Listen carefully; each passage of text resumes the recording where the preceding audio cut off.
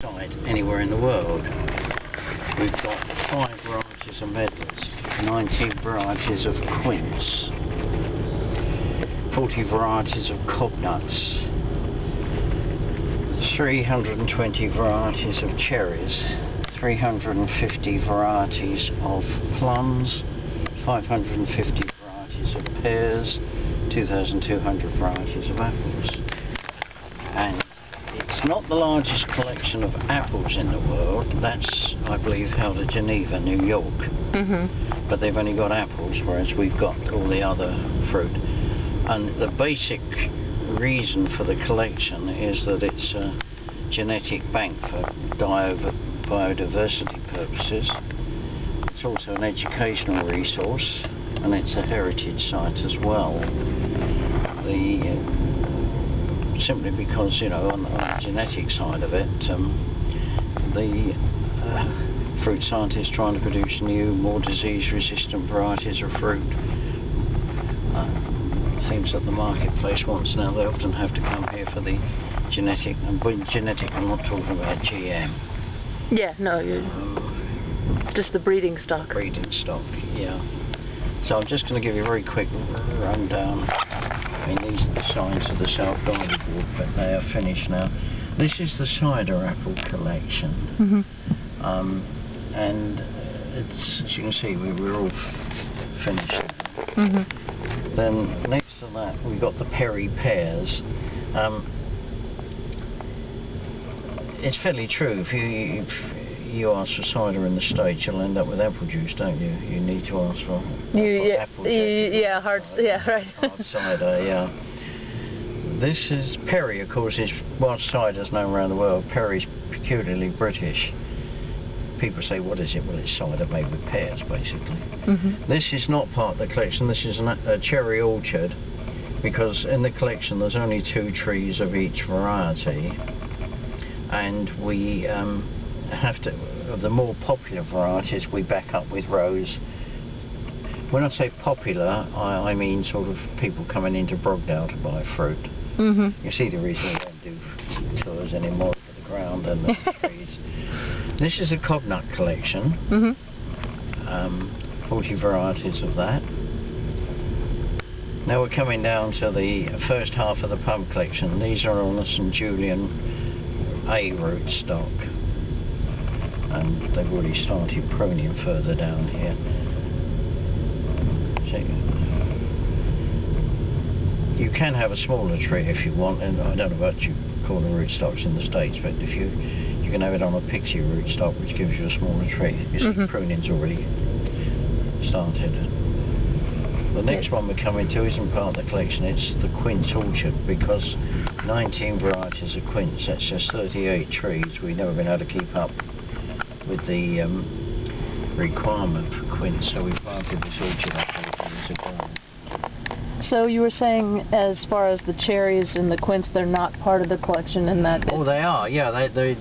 The 19 varieties of quince are down in the pear collection, whereas the that's only 38 trees, so it never ever gave us enough quince for the demand, so we planted this quince orchard. Same as that cherry orchard. It's not part of the cherry collections over there. We can't go over there, the ground. I've not got an off-road vehicle. Okay. So quince, yes, these are just rows of quince to bulk up the 19 varieties. This is the ornamental collection, prunus, flowering cherries if you like, and then the malus, crab apples. Here, crab apple collection. That's beautiful. So did I read correctly that, I guess within the last year or 2 years, that the collection was in danger, and that they ended up basically, I know that Prince Charles purchased some and someone else purchased some, but was it this collection or another one they were talking about? No, the collection was never in. Right, the collection was first started in 1806 at Chiswick, which is now in London, probably wasn't then. It was started by the London Horticultural Society, who started putting together a collection of cultivars grown in the UK.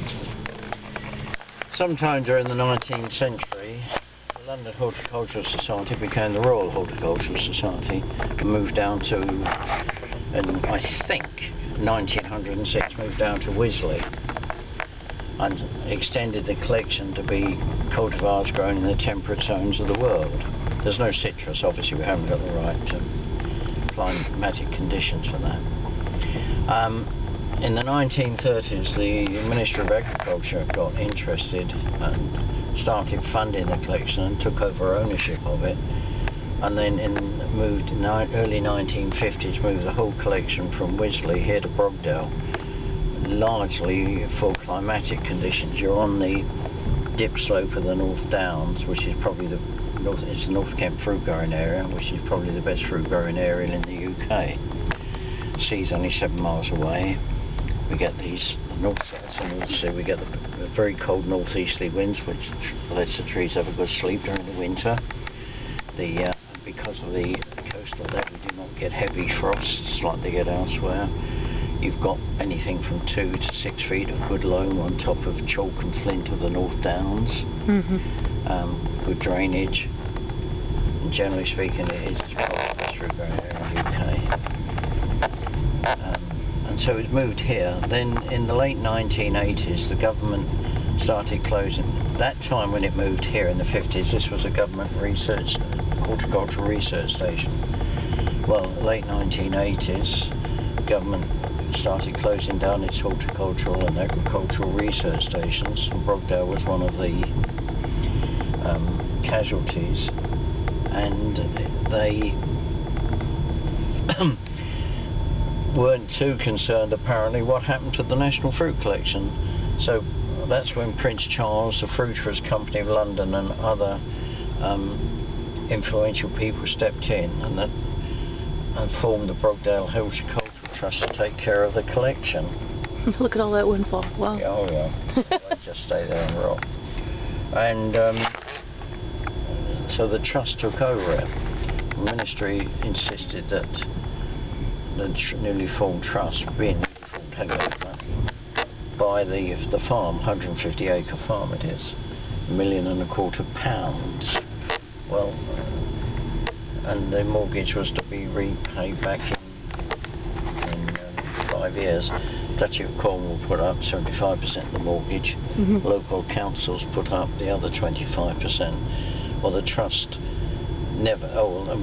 When the trust was from the government, then said, "Oh, by the way, we'll keep ownership of the collections." And the trust then took on. Well, when they couldn't any longer, people, the Duchy of Cornwall, which is Prince Charles, and the Borough Council were pressing for the money, so the landowners got control and let the trust carry on. Well, in the late 1990s, the ministry put it on a formal footing on a contract. Well, and then the contract had to be rebid for, with a condition in the contract for the cost of moving the whole collection to Brogdale over to the Spalding Research Station, which you may have heard of. Which is about 25 miles from here. Well, Brogdale Trust didn't get the contract, so from the 1st of April this year the contract went to Reading University, who look after it. The collection was never in danger. What was in doubt, whether it was going to stay here or be moved to East Malling. I see. So it was never in danger. That's a collection of software, 400 varieties of software.